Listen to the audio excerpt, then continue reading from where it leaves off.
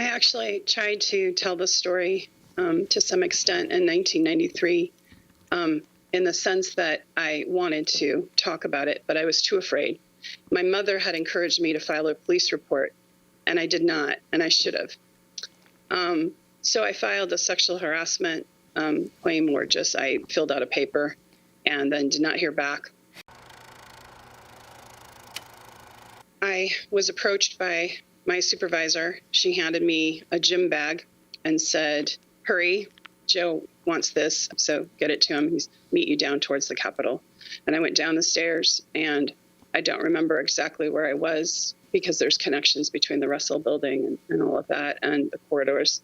But we were in a semi-private location. It wasn't a room. It wasn't the Russell office building. It was, his office. It was down in the corridors.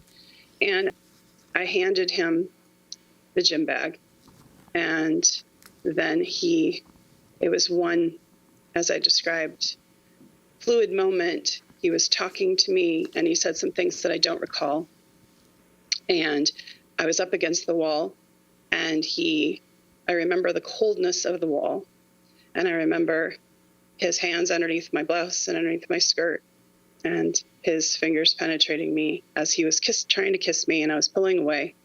And he pulled back, and he said, come on, man, I heard you liked me.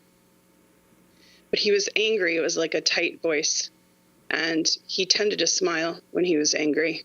And he isn't like the Uncle Joe like everybody talks about now. He was younger. He was my dad's age at that time and very strong. And he looked insulted and angry. And I remember feeling like I had done something wrong when he said that statement. And then I was standing there when he said, he was still near me. He said, pointed his finger and said, you're nothing to me. You're nothing. And he walked away.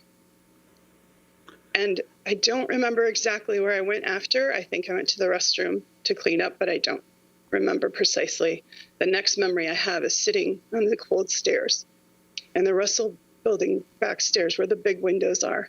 And I remember just my whole body shaking. And I remember knowing that I had made him angry and that my career was probably over. And I didn't comply. And I didn't comply when I was asked to serve drinks at a cocktail party for donors, because apparently Joe Biden said, according to a legislative staffer, that I had pretty legs and he thought I was pretty and I should serve the drinks.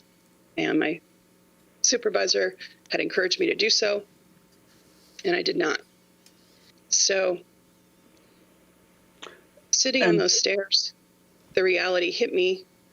The next thing I remember was that night and talking to my mom, and she was like, you need to file a police report.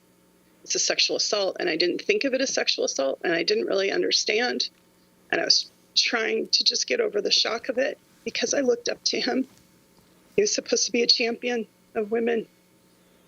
And I was so thrilled to be at that office and so honored. And it shattered my life and changed the trajectory of my whole career in life. And I lost my job after I complained, and I was fired. I went through office protocol, which would be to go to your supervisor. And if you're not happy, you go to the next supervisor. And then the next one would be the chief of staff. And I did go up the chain verbally. And there were a couple of meetings, more than a couple, actually. And there were people taking notes. I mean, I know they took notes. And some were more informal in the hallway with Marianne. And I was basically, after I had not served the drinks, that whole, episode, I was immediately told, like within a few days, by Marianne's assistant, that I dressed too provocatively, that I needed to, be less noticeable. And then Marianne got me in the hallway because I was annoyed by that. And she said, you want to just keep your head down and do as you're told if you want to last here. And I went to them and told them I was uncomfortable. So I couched it in those terms. We didn't use the term sexual harassment a lot back then. And I remember saying I was uncomfortable and why, but nothing happened. And in fact, I was put in a windowless office, and I had my duties taken away from me. I was given a desk audit. I was told to call one of my upper level supervisors, even if I went to the restroom. I was not to call or talk to other staffers or go to legislative hearings. I was told that I was given a month to find another job. And I sent out my resumes. And before I did that, because of this retaliation, I told my mother, who gave me the term retaliation and explained to me what was happening, and said to march in there and file a sexual harassment claim. And I said, and she used the word, and I said, well, you don't just march into their office. Like, that's not how this is done. So I had gone through that protocol. Then when that didn't work, I went to the outside, which was like they had a temporary office set up. So it was a Senate personnel or something like that. And I was given a clipboard. I filled out a form and talked about just the incident of the sexual harassment, feeling uncomfortable. And I was told at the window that somebody would call back, call me back in, and they never did. I ended up looking for work, couldn't find it. I volunteered for the Robert F. Kennedy Memorial.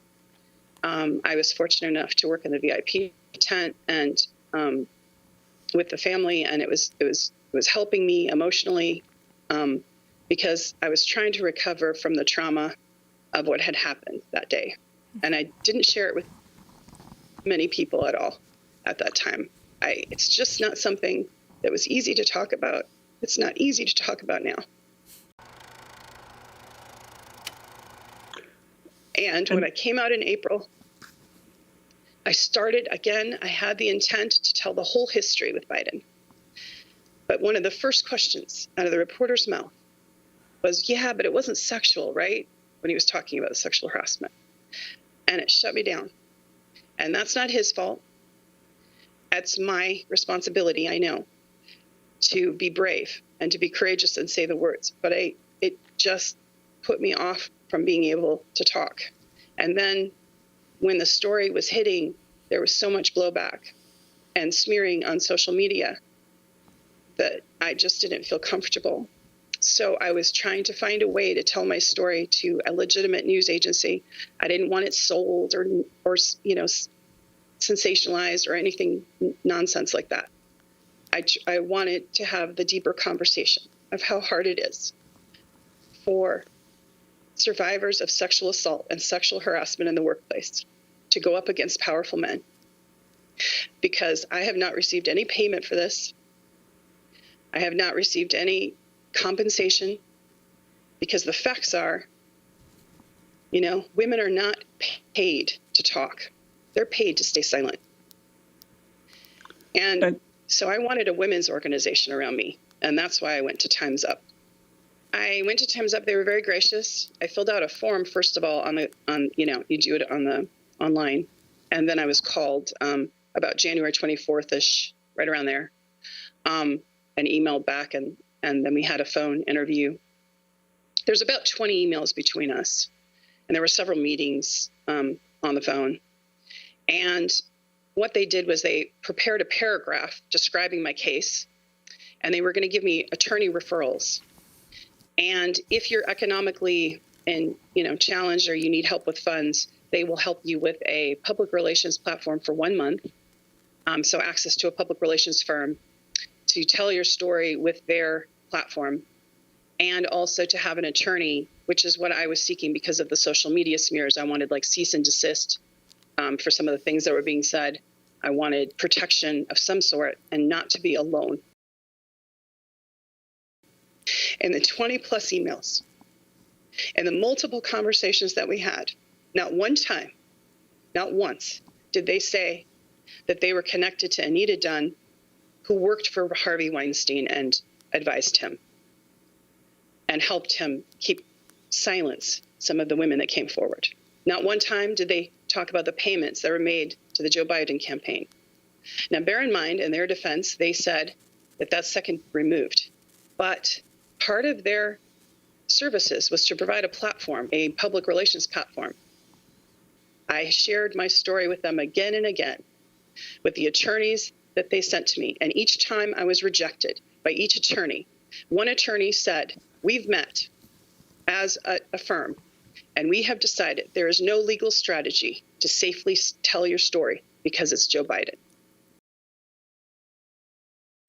In the social media, I am being ripped apart. I've had my family and my friends contacted. I've had my bankruptcy posted. I have had the fact that I had a name change, which was sealed, and a sealed Social Security change for safety, because I'm a domestic violence survivor. And I've been dragged through it, but I don't care.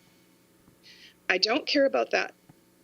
They can try to strip away everything about me, but they won't take my dignity, and they won't get my silence, because all that does is make me more determined to tell my story, and it doesn't change the fact of what happened in 1993. They started an email, but then I called Ellie asking her what was going on. It was taking some time, and I kept getting rejected by attorneys.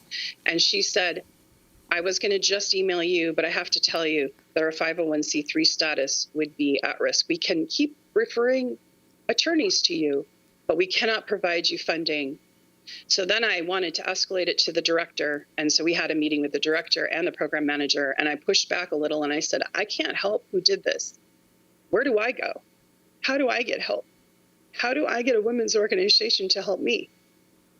And her response was, keep in communications with us. Our attorneys that have advised us our 501c3 could be at risk because it's the presidential election and we can't appear biased.